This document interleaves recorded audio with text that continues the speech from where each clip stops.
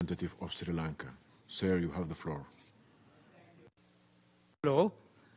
Chair, the importance of the rule of law in international law cannot be overstated, as it serves as the critical priority underpinning peace, security, and human rights across the globe. The rule of law in international law is not merely a legal framework. It is the foundation for sustainable peace, security, economic development, and social progress. It provides the bedrock upon which societies can thrive and individuals can exercise their rights without fear of oppression. Chair, as we engage in today's discussions, we must underscore that the rule of law is fundamental to safeguarding justice, democracy, and human rights in contemporary societies. It transcends mere legal doctrine, serving as a moral imperative that underpins the legitimacy of political institutions. The historical evolution from classical philosophy to modern legal frameworks illustrates its development, while its interplay with political ideologies like liberalism and constitutionalism highlights its significance. However, challenges persist, especially in authoritarian regimes and transitional democracies.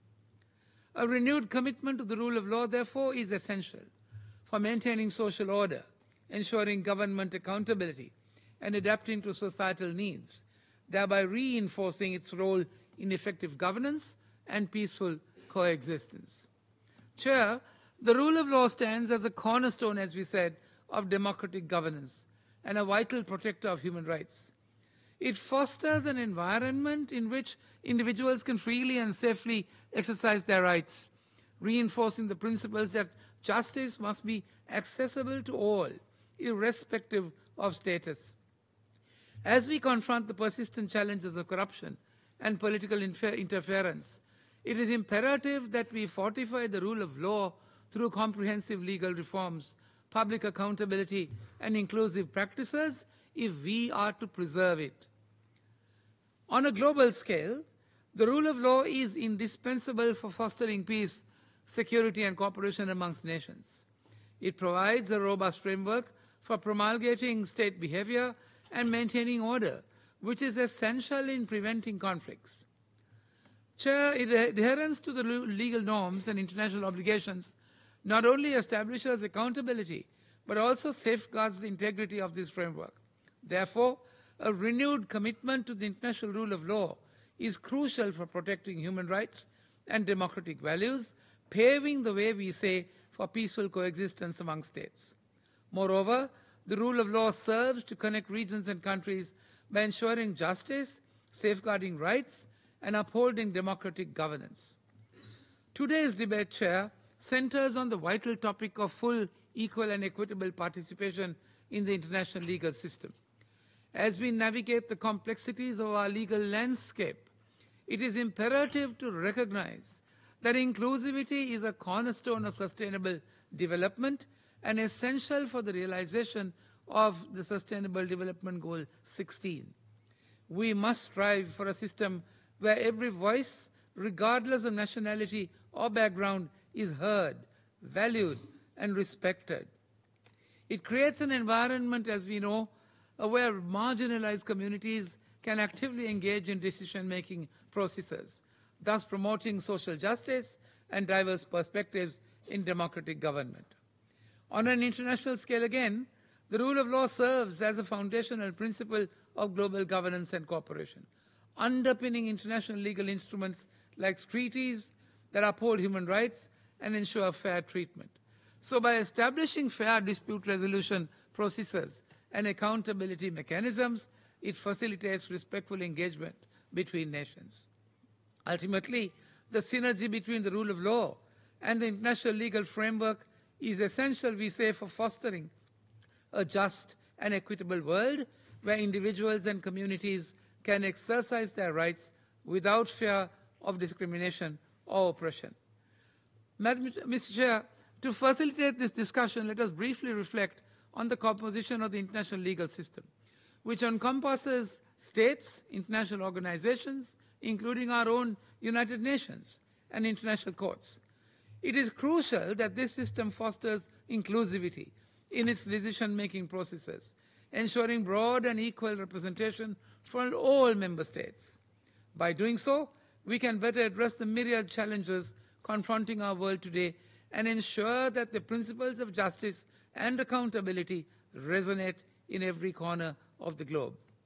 The relevance of the international legal system to inclusivity is underscored by the concept of mutual inclusivity, which is essential for the effective implementation of the principles of law, particularly in the context of complementarity between national and international legal frameworks.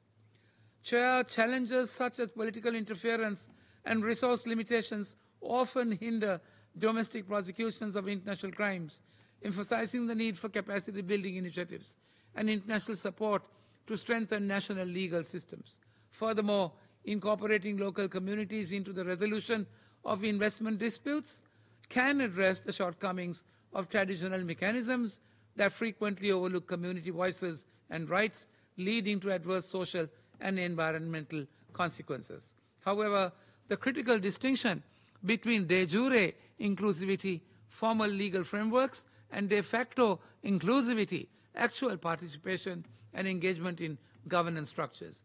Overcoming power imbalances and institutional inertia is essential, we say, to ensure that marginalized voices are heard and included. Therefore, Chair, reforms that bridge the gap between legal commitments and practical implementations are necessary to create a more equitable global governance landscape.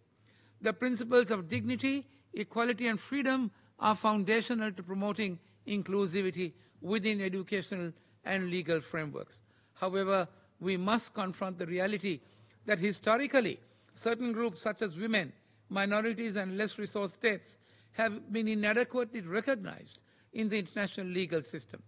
The marginalization of local voices in peace-building efforts highlights a critical gap in existing frameworks that often prioritize external perspectives over community inputs. Power dynamics, cultural differences, and resource limitations can stifle genuine participation from local populations, leading to ineffective and unsustainable outcomes. Chair, the Sustainable Development Goals, particularly SDG 16, aims to create, as we know, peaceful, inclusive societies and effective institutions. However, systemic inequalities and inadequate policy frameworks pose significant barriers to achieving these goals. As we conclude, let us reaffirm our collective commitment to the rule of law as a means of fostering inclusive governance, protecting human rights, and ensuring sustainable development. By working together to uphold these principles, we can create a more just and equitable world for all. Thank you. I thank the distinguished permanent representative of Sri Lanka for his statement.